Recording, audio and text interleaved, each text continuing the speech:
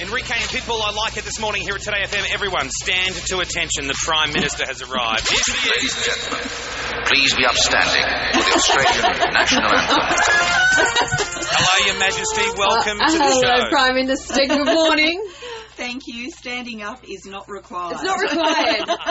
See, if I was you, I'd be making everywhere I'd go, I'd want everyone to stand No, up. she's a woman of the people, Kyle. She's one of us. She keeps it real. She's like Wendell Saylor. She's just a person of the community. Oh, we're in here this morning, and there's so many cameras that have followed you in. Is this what it's been like since you announced the election? It's been pretty much like this since I've announced the election. So some friends with cameras seem to come almost everywhere with me. Yeah. So I've got a black tea here, and the trick is don't dribble it while you drink Well, what's this brand new campaign that you've kicked off about wanting Australians to see the real Julia Gillard? I wanted to ask you about that. Well, it's really more of the real Julia Gillard. When you embark on an election campaign, there's kind of an orthodoxy about how it's done. So you go out and do a limited number of events, and you're really hoping that you don't make any errors, and you're risk averse. I'm kind of throwing that rule book out. Oh, so really? It's more of the real Julia Gillard on display. Oh, What do you want us to see? Yeah. Like just the real person, like the real lady, right?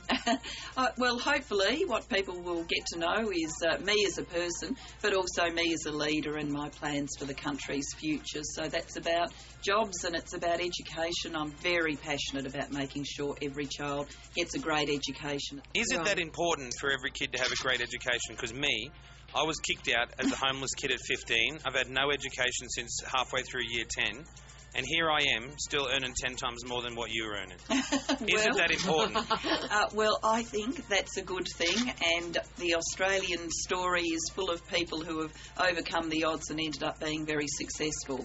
But what we know is, if you look at the vast bulk of Australians, it's true to say you will do better in terms of jobs and earnings the more education you get. So that doesn't mean that some people don't crash through, but rather than putting barriers in people's way and then hoping they crash through, I'd rather help them along with a great education. And last night you agreed also to a second debate with Tony Abbott.